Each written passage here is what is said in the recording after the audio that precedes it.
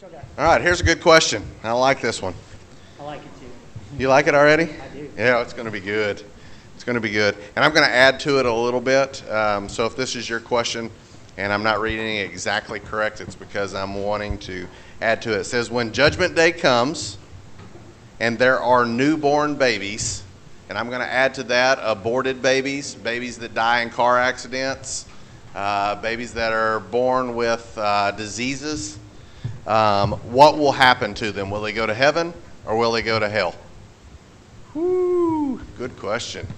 Good question. Let me answer it this way.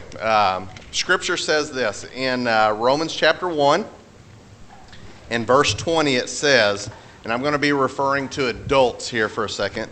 It says, for since the creation of the world, God's invisible qualities, those that are his eternal power and divine nature, have been clearly seen, being understood from what has been made, so that men are without excuse.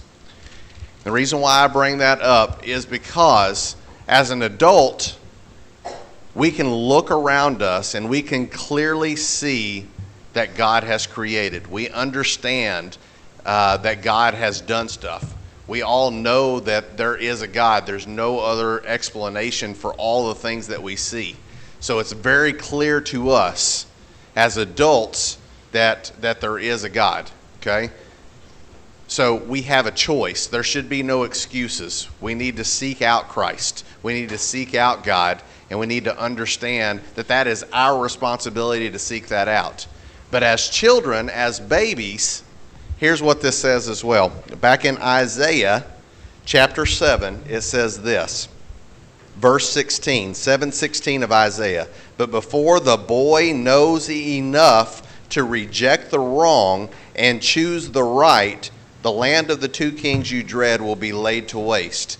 Which gives me the idea of, when Isaiah was writing this, that there is a certain age that you can choose what is right and what is wrong. And at that point in time, then you are held responsible for following Christ. So my answer to the question of what happens to babies, what happens to aborted babies, what happens to when salvation comes, when the rapture comes, what happens to babies?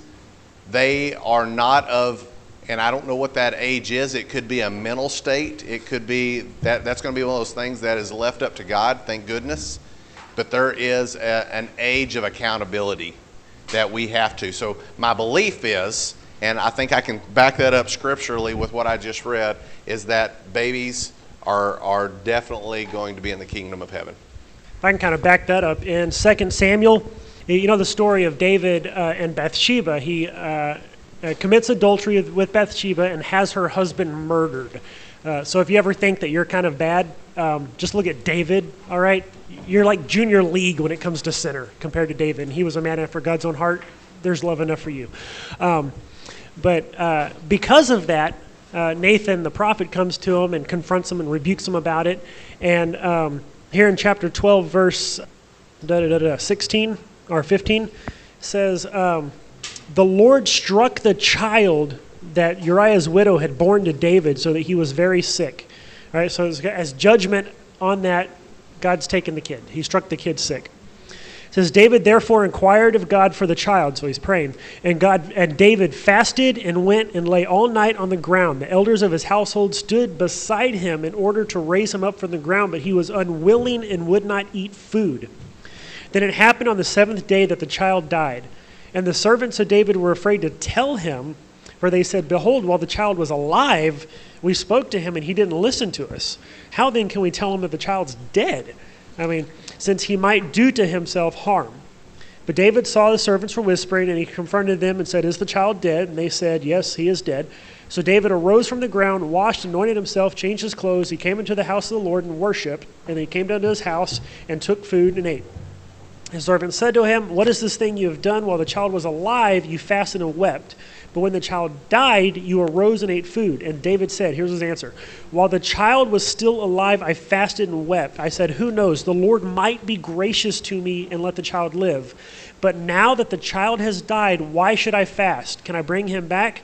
No, but I will go to him. And so here's David, man of God, man after God's own heart, saying, you know what? While the child was sick, he was praying to God. Maybe God would spare him. But then after the child died, okay, he's with God. I'm going to go see him one day. And so there we have, David knowing with that assurance that he's going to see that child again one day in heaven.